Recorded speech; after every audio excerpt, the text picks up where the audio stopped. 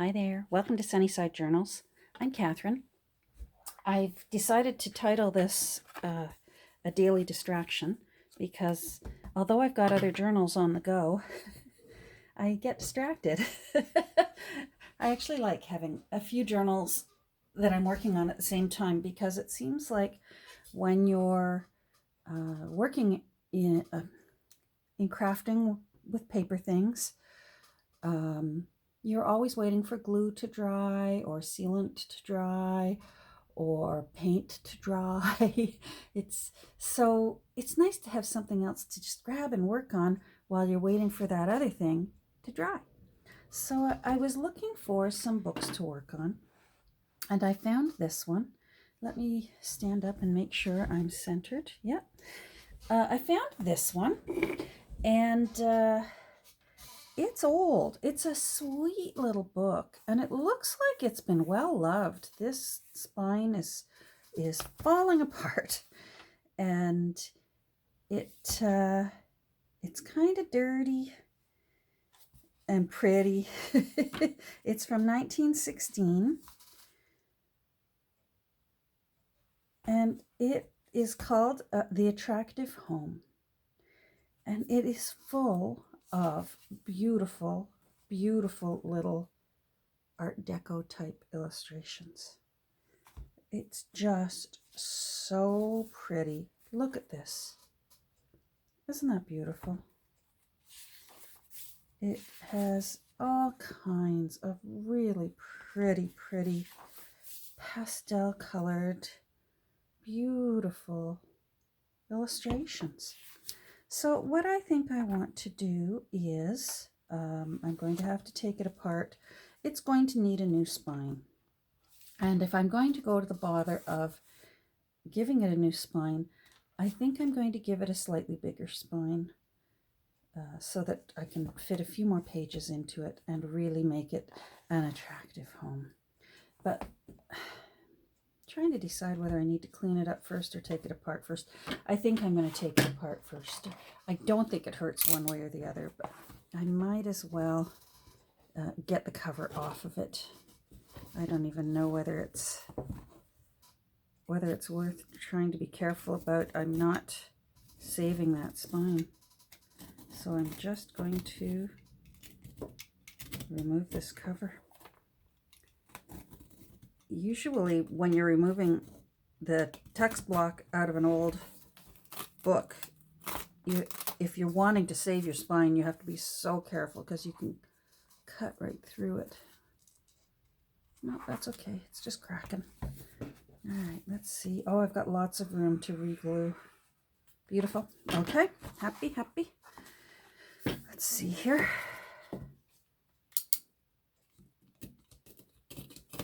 $1916. Let me do the math. So that's 104 years old. This is an old darling. And let's see here. There's any of you who have taken books apart, there's the gauze and the paper that holds all your signatures, your sewn signatures together. And see how when it's that old, when it's 100 years old, things start cracking and saying, I've had enough.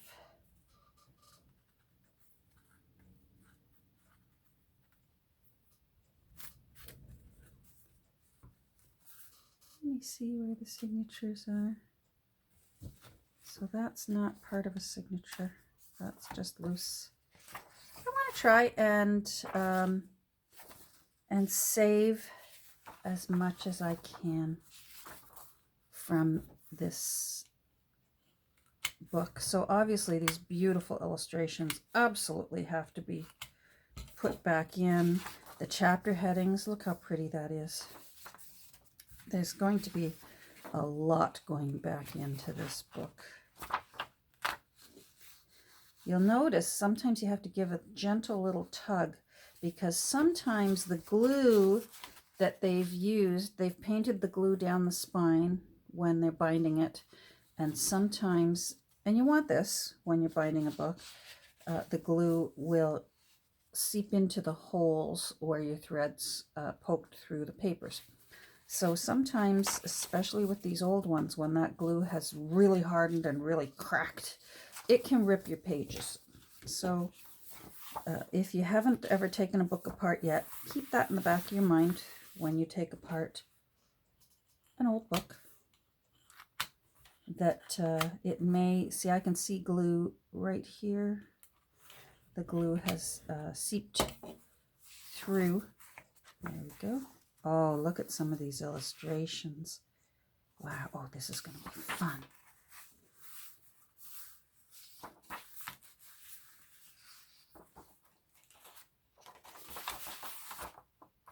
All right. So quite often the last page, ooh, stenciling, yes! Quite often the last page really is quite glued in. There we go. Okay, look at all that crunchy glue.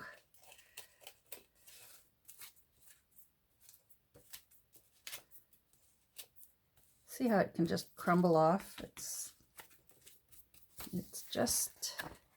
screaming for help. Okay, that looks like they've glued this extra page onto, this is the signature spread, and it looks like they've glued that right onto it. And I'm going to decide later whether I'm just going to leave that be or not. I'm going to try and put some of these full spreads back into the book. I think that would look cute. Oh my goodness, these are so pretty. I'm trying not to wiggle in my chair. The darn chair is still squeaking.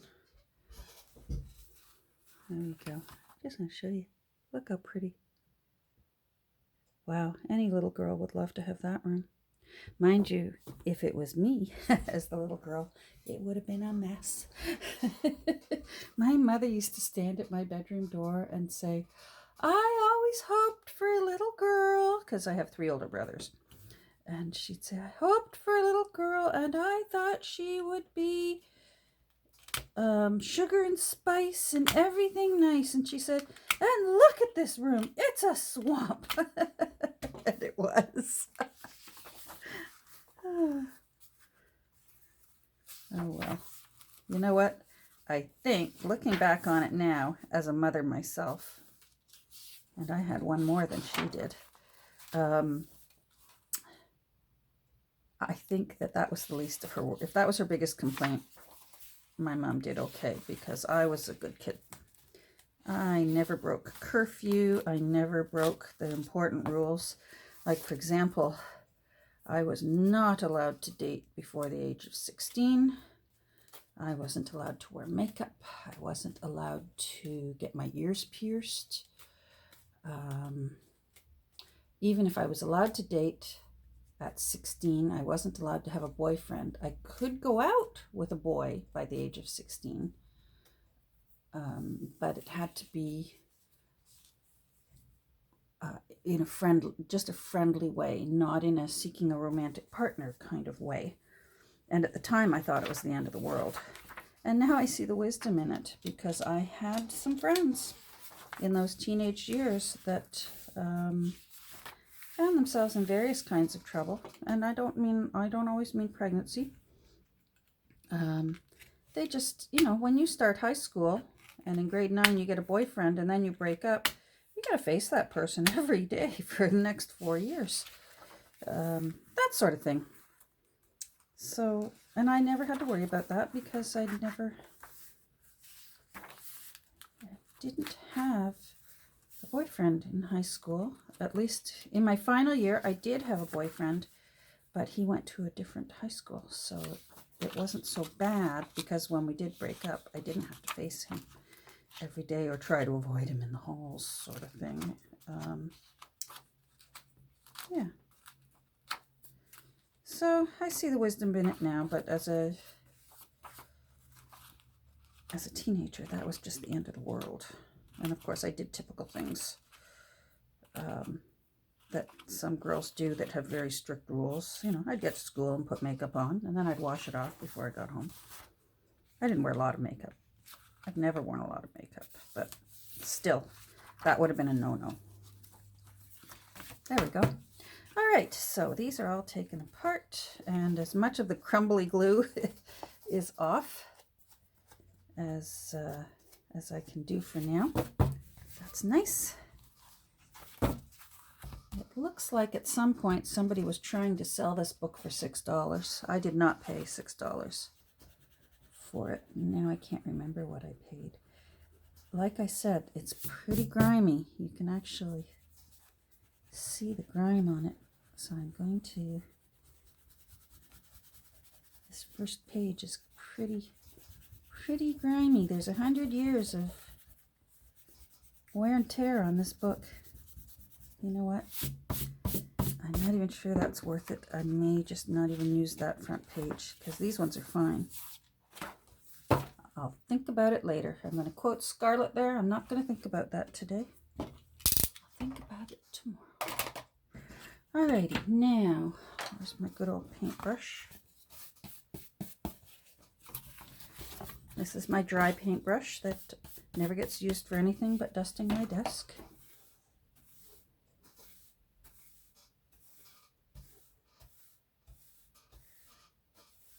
Oh boy, I apologize for that chair. So anyhow, my husband took the chair outside and I swear he WD-40'd anything he could possibly WD-40 in this chair.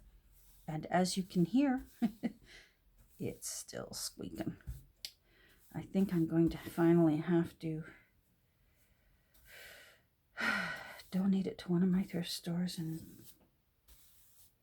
cough up and get a new chair. I like this chair because, here I'll sort of just, I can spin. And I like that because someday I'll do a tour of my little room here. I have my craft area, my tense work area, the pit, the cockpit of my room. It's set up around me, and I sort of sit in the center of it, and I can grab things from this side, I can grab things from in front of me, I can grab things from this side, and then I even have a short table behind me, and I literally walk in. It's like the letter G, if you can imagine the letter G in tables with gear set up. That's my little intense crafting area. And so having a swivel chair makes it easier. I don't have to get up and go grab things. I can just spin my chair and grab it. But on the other hand, now I'm starting to wonder if it might be good for my waistline to have to get up and walk and go get something. This is a little trick I learned from my crafty crush over at Wishes and Weeds. When you've got a very old book that's particularly filthy, but you know you cannot, I can feel this, you can't feel it through the screen. This is paper. I absolutely cannot use a baby wipe on this, or even just a damp cloth, a barely damp cloth. This is paper. And not only that, it's 100-year-old paper, so there's no washing this. But a soft eraser will often get quite a bit of the grime off. It just sort of gently rolls it off.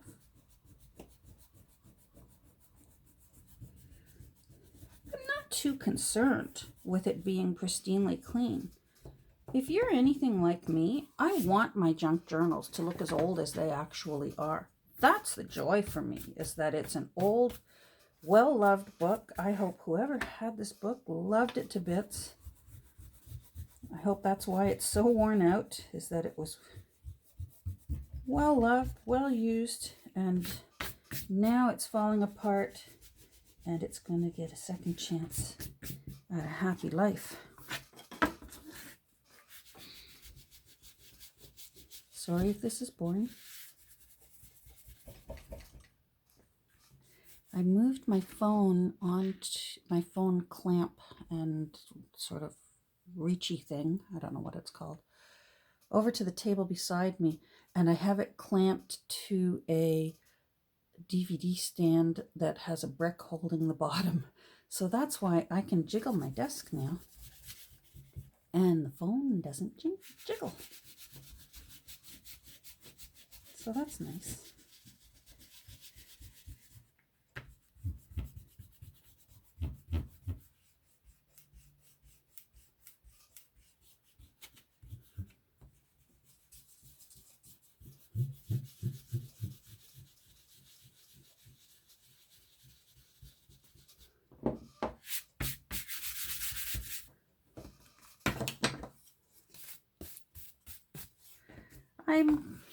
I may be overly anal about dusting my desk, but trust me, when you work with glue, all it will take is one special project that you're working on, and you've put your glue down, and then you've had some rolly bits of eraser stick to your glue on your really precious thing you've been working on for you to start swearing the way I do. Now, I'm trying to decide how I want to make this spine and how big I want it to be. I don't want it too big. That's not a big cover. I don't want a 2-inch spine. That's too big. Maybe 1 1/4 would be nice. Or even 1. 1 would make a nice sized journal. 1 would be 4 signatures. So maybe I want to do 1 1/4. I think I want to do 1 1/4. There it is. I've made the decision. Hold on.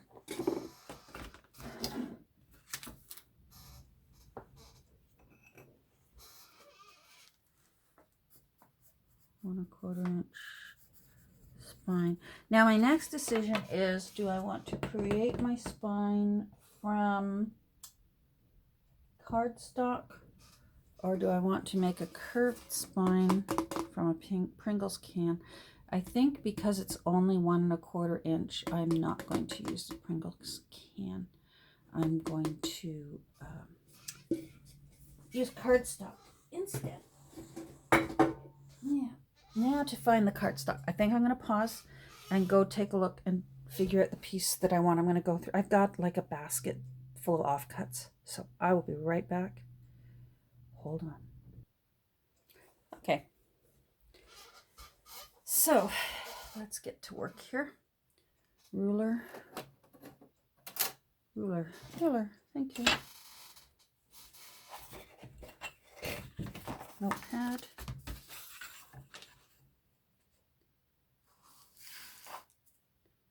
So this is 8 3/16, but no, hold on. I'm not right at the edge. No, maybe it is. 8 3/16. I'm going to do 8 1/8, and I'll tell you why. Because I'm going to be wrapping the new spine in fabric, and that will add a bit of bulk at the top and at the bottom because it's going to go over it. So I'm giving myself 8 1/8. Now this doesn't matter, but I'm going to measure it anyways right now while I've got my ruler out. So that looks like it's 5 3/8. Oh, for Pete's sake. 5 3/8. All right. Found myself some cardstock. And I want 1 1/4 inches and then 8 1/8. Gosh, this is a mess. All right, so 8 Sorry if my head gets in the way here. And I'm also going to apologize right now if my timer goes off, because this phone of mine, I'm using an old phone that no longer has a SIM card in it, because it's actually got quite a better camera than my new phone has. And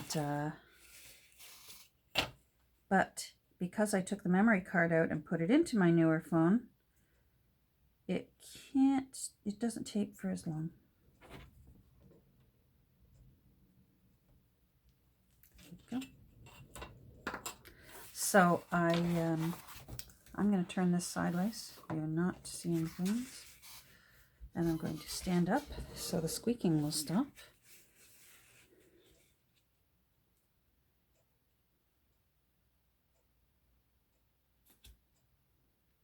There we go. There's my big ruler. There we go. So these polka dots are 1/4. Boy, that seems big. Well, I'm going to cut it and then we'll see. Shall we?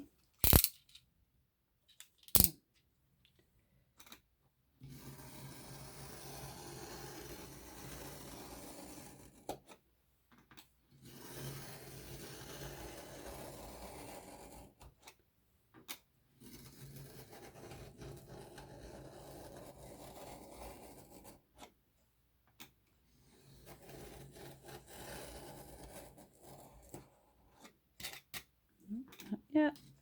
Oh, come on. Don't be difficult. There we go. Thank you. All right.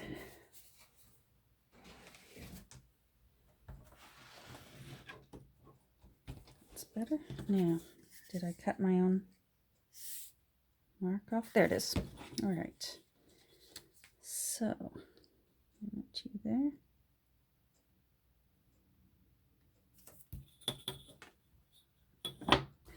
This long ruler is nice for certain things, but it does end up getting in the way once you start working back onto smaller things.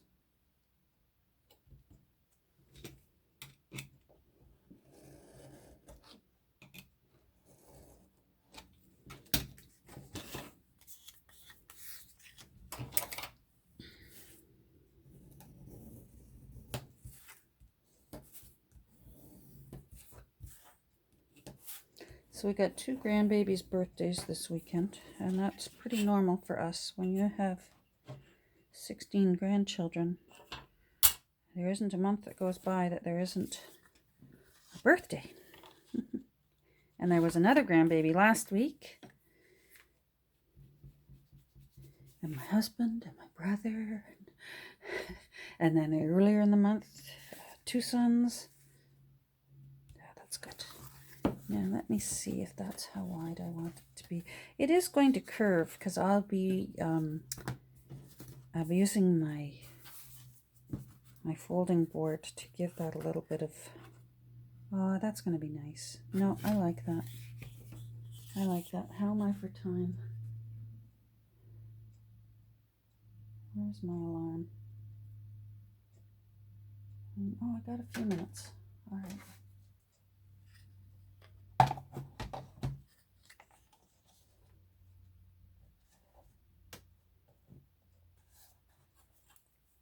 All right, so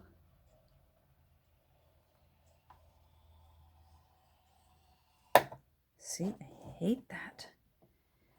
It's almost as if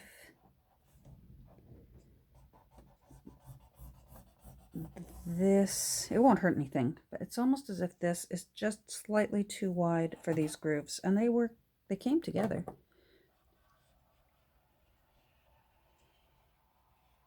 I think I'll press lighter, but go over it again a few times.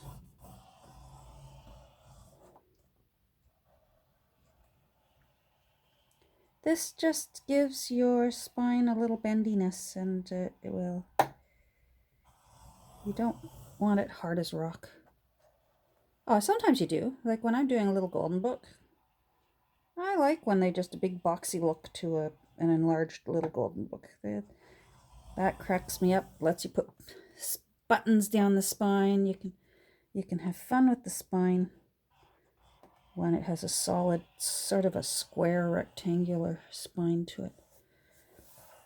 But for this kind of book, I want that to be pretty. I'm actually going to look forward going through my bin of fabrics and finding a pretty fabric to use on that spine. Oh, yes, I did it again. There you go. Maybe that'll be my secret to go from the bottom up.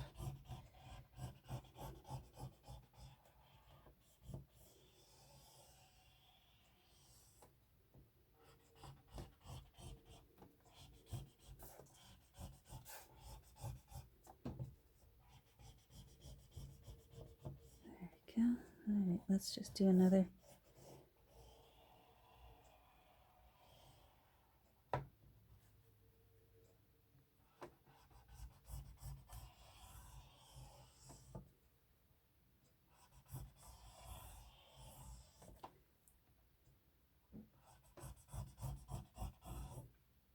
Yes, this is probably as exciting as watching paint dry,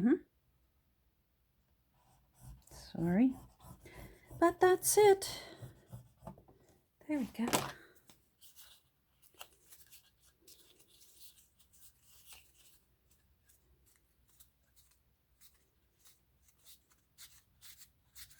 So see how that gives you, starts giving you a little bit more.